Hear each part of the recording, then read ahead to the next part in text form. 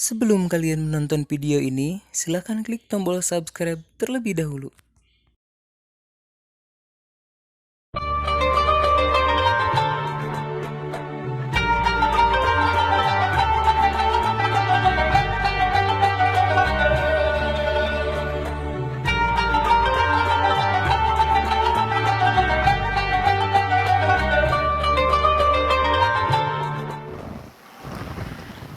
Assalamualaikum warahmatullahi wabarakatuh. Bismillahirrahmanirrahim. Alhamdulillahi wa kafa. Wassalatu wassalamu ala nabiyil mustafa wa ala alihi wa ashabihi ahli sidqi wal wafa, amma ba'du. Faqad qala Allah ta'ala fil Qur'anil Karim, a'udzu billahi minasyaitonir rajim. Bismillahirrahmanirrahim. Wa ma khalaqtul jinna wal insa illa liya'budun. Sadaqallahul azim. Rabbi shrah li sadri wa yassir li amri wahlul 'uqdatam min lisani yafqahu qawli.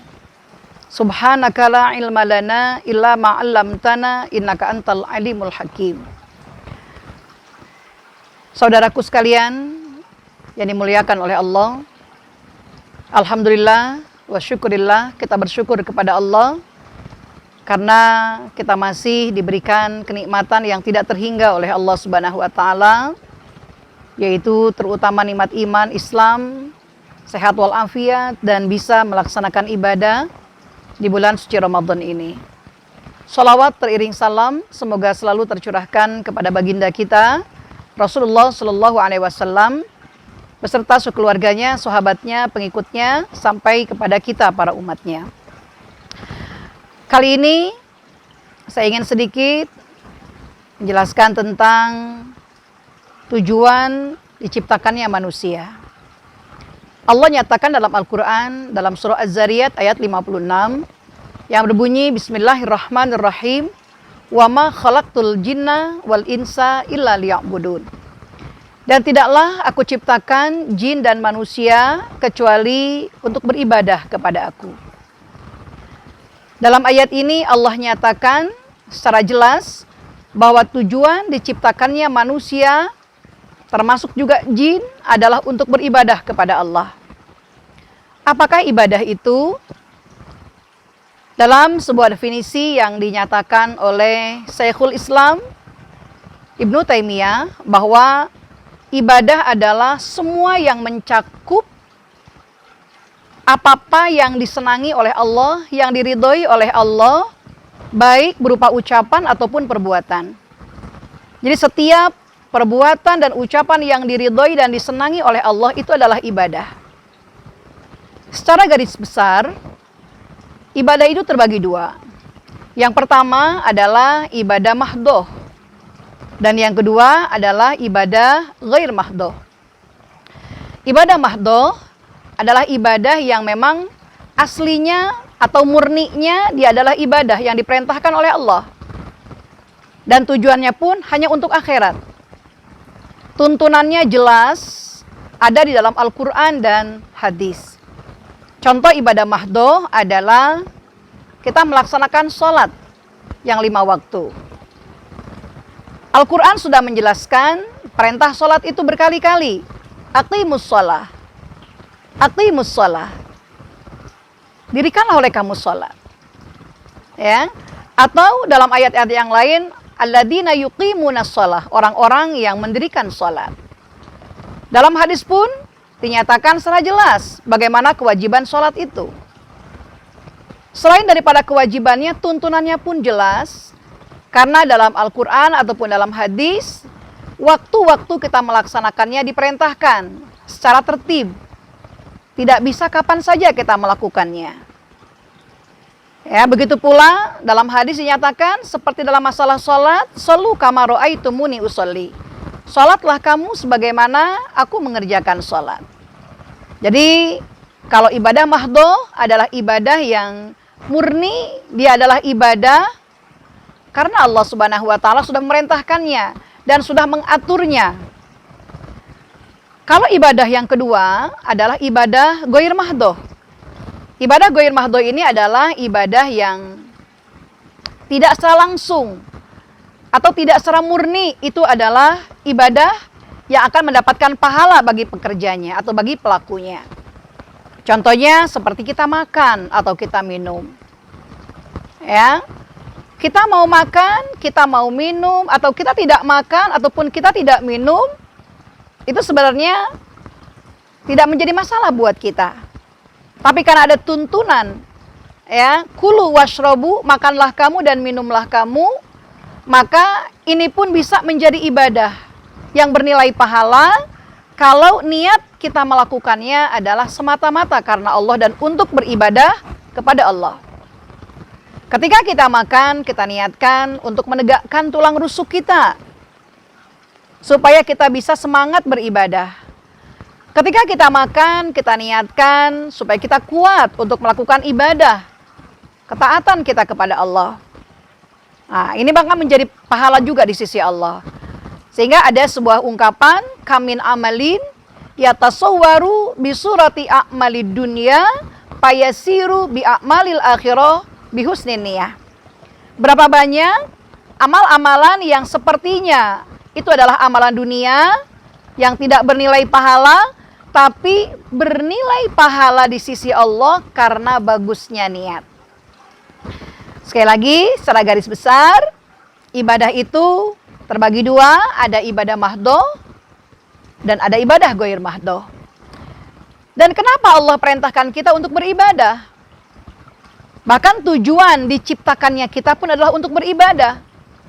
Dan ini ternyata ada dalam Al-Quranul Karim, bahwa diperintahkannya kita beribadah dengan melakukan ketaatan-ketaatan kita kepada Allah, baik melakukan perintahnya atau menjauhi larangan-larangannya, itu bukan untuk kepentingan Allah. Karena Allah tidak butuh dengan ibadah kita. Tapi sebenarnya ibadah yang kita lakukan itu kembali untuk diri kita sendiri. Jadi hikmahnya kita beribadah adalah sebagai bentuk syukur kita kepada Allah, mendekatkan diri kita kepada Allah. Bahkan dengan ibadah itu Allah memberikan kita pahala, bahkan kehidupan yang baik buat kita di dunia serta di akhirat. Ada sebuah firman Allah yang menyatakan bahwa orang yang melakukan amal yang soleh, artinya dia melakukan ibadah kepada Allah, mau dari laki-laki ataupun dari golongan perempuan, maka Allah akan berikan kehidupan yang baik di dunia dan di akhiratnya. Man amila sholihan min zakarin au unsa wa huwa mu'minun falanuhyiyannahu hayatan thayyibah. Siapa saja orang yang beramal soleh, melakukan ibadah, ketaatan kepada Allah, maka mau golongan laki-laki ataupun perempuan, Allah akan berikan kehidupan yang baik untuk dia di dunia dan di akhiratnya. Allah tidak pedulikan jenis kelaminnya laki-laki atau perempuan. Yang penting dia beriman kepada Allah Subhanahu wa ta'ala. Kemudian juga dengan kita beribadah kepada Allah, insya Allah kita akan masuk dalam golongan orang yang bertakwa. Dinyatakan dalam Al-Quran surah Al-Baqarah, Bismillahirrahmanirrahim, Ya ayyuhan nasu u'budu rabbakumul ladzi khalaqakum walladzina min qablikum la'allakum tattaqun. Wahai sekalian manusia, beribadahlah kamu kepada Allah yang telah menciptakan kamu dan orang-orang sebelum kamu agar kamu bertakwa. Dan ketika kita mendapatkan gelar muttaqin karena ibadah yang kita lakukan, karena ketaatan yang kita kerjakan dengan melakukan perintah Allah dan menjauhi larangannya, maka akan ada jaminan. Apa kata Allah dalam Al-Quran? Wa may yattaqillaha yaj'al lahu makhraja wa yarzuqhu min haitsu la yahtasib.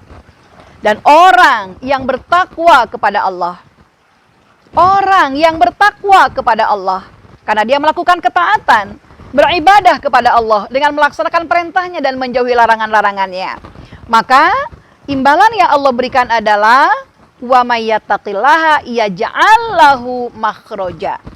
Yang pertama, Allah akan berikan selalu jalan keluar dari setiap problem yang dihadapinya.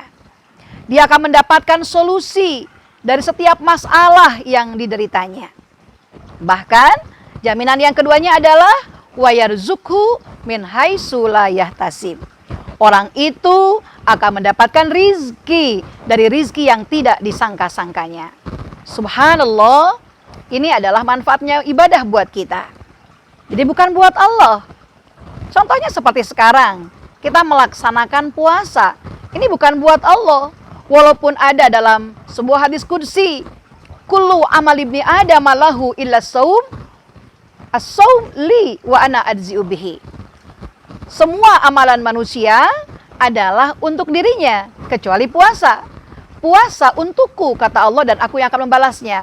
Bukan berarti dengan puasa ini Allah semakin bertambah kebesarannya, semakin bertambah kehebatannya, semakin bertambah kekuasaannya. Tidak, tapi Allah memberikan pahala yang tidak bisa diukur oleh apapun dan tidak bisa diketahui oleh siapapun kecuali Allah. Karena ibadah puasa cuma hanya Allah yang mengetahuinya. Beda dengan yang lain. Ketika kita melaksanakan sholat, orang bisa melihat gerakannya, orang bisa mendengar ucapan-ucapannya, dan sudah diketahui jelas waktunya. Ya, begitu pula ketika orang membayar zakat, ada yang diberikannya, nampak, kelihatan oleh manusia yang mendapatkannya. Beda dengan puasa. Tidak ada yang bisa mengetahui orang itu berpuasa atau tidak. Kita melaksanakan ibadah yang murni cuma Allah yang mengetahuinya. Karena tidak ada yang lain yang mengetahui itu kecuali Allah. Dan ketika ada sebuah hadis Rasulullah menyatakan, sumu tasihu, berpuasalah kamu, tentu kamu akan sehat.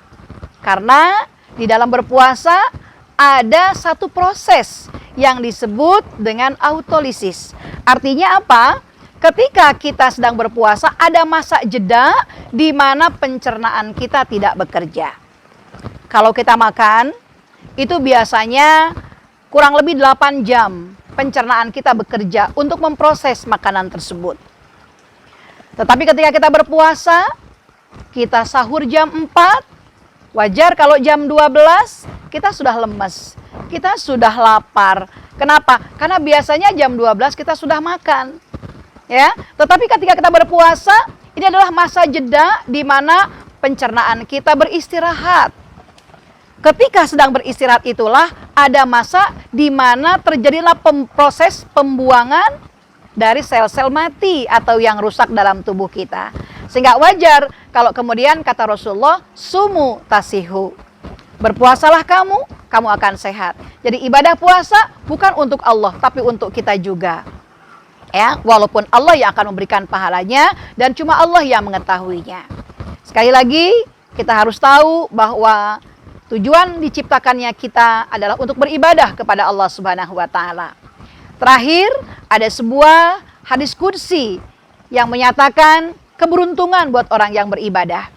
Apa bunyinya? Ternyata kata Allah, taparrog li ibadati amla'u sadroka ginan wa asuddu fakrok. Beribadalah kamu kepada aku, luangkan waktumu untuk beribadah kepadaku. Niscaya aku akan penuhi dadamu dengan kekayaan, dan aku akan penuhi semua kebutuhanmu. Wa illa fala. Tapi kalau kamu tidak mau meluangkan waktumu untuk beribadah kepadaku, maka jangan pernah berharap. Jangan pernah berharap kekayaan dalam hati diberikan oleh Allah. Dan jangan pernah berharap Allah akan penuhi kebutuhan kita. Karena ancamannya, wa illa fala. Kalau tidak kamu lakukan, tidak akan terjadi hal itu. Yang ada, amla'u yadaika suglan walam asyudu pakrok. Kata Allah, aku akan penuhi 2 tanganmu dengan kesibukan dan tidak aku penuhi kebutuhanmu. Mudah-mudahan Allah jadikan kita sebagai hamba yang taat, yang selalu melaksanakan perintahnya, menjauhi larangannya. Insya Allah kita mendapatkan gelar muttaqin. Terima kasih, dan pada akhirnya mari sama-sama kita bermohon kepada Allah. Mudah-mudahan Allah jadikan kita dari hamba-hambanya yang soleh. Allahumma ij'alna minas solihin wal qanitin wal raqiin was sajidin birahmatika ya arhamar rahimin. Terima kasih. Sikum wa nafsi bitaqullah. Assalamualaikum warahmatullahi wabarakatuh.